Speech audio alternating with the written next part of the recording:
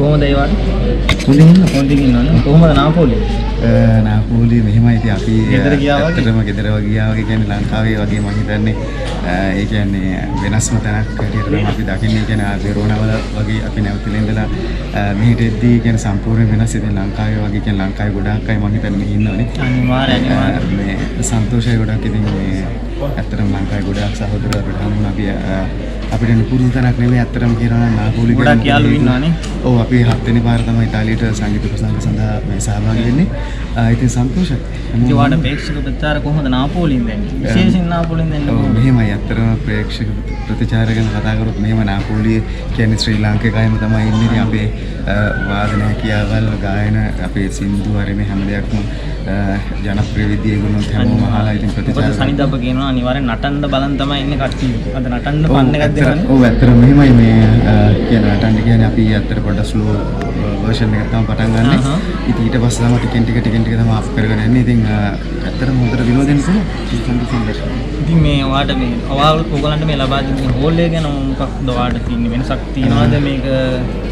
ඇත්තටම මෙහෙමයි ගොඩාක් ශ්‍රී ලාංකික සමහර වෙලාවල් වලට අපේ ලාංකික මේ අපේ කොල්ල කෙල්ල සමහර වෙලාවට පොඩි විරසකින් බීම් වෙනවා සමහරට හෝල් අර මේ හම්බ වෙනවා අඩුයි.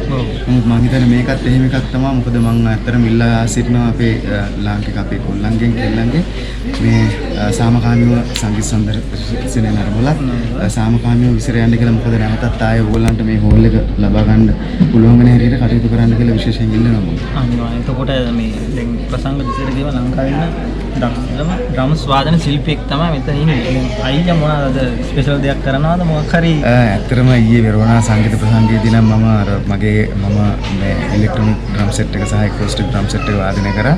ඉතින් නමුත් මේ මෙතන ඉඩකඩ ප්‍රමාණය අනුව මට ඒක කරගන්න බැරි වුණා. මොකද ඇත්තටම ඩ්‍රම් සෙට් එක ගෙනල්ලා තිබුණේ. නමුත් ඒක මේ ෆික්ස් කරගන්න හරියට සෙට් කරගන්න බැරුව ගියා. ඉතින් ඒ නිසා මම ඒක අයින්ට මේ කරලා තිබ්බා. අද ඉලෙක්ට්‍රොනික ඩ්‍රම් සෙට් එක විතරයි මම වාදනය කරන්නේ. අයියාගේ අලුත් ගීත මොනවා එන්න තියෙනවද කොහොමද මේ? මෙහෙමයි ඇත්තටම මම දැන් මේ යන ටයිප් එකේ සින්දු ගොඩක් වෙලාට කරන්නේ නැහැ. මොගොල්ලන් සමහරට මගේ රසිකයෝ දන්නවා ඒක. මම කරලා තියෙන නිර්මාණත් එක්ක මට සමහර දේවල් මැච් වෙන්නේ නැති නිසා මම කරන්නේ නැහැ. ඉදිරියේදී මම පොඩ්ඩක් බලාපොරොත්තු වෙනවා මේ අර ටිකක් අපේ ප්‍රවීණ ගණේ මේ ගීත ටිකක් අර හොඳ නිර්මාණ කියන්නේ හොඳම නිර්මාණ ටිකක් ඒ කියන්නේ වචන ගැන ගොඩාක් හිතලා සහ මියුසික් ඒ වොයිස් ඔකෙස්ට්‍රා එකක් දාලා ඒ වගේ කරන්න බලාපොරොත්තු වෙනවා.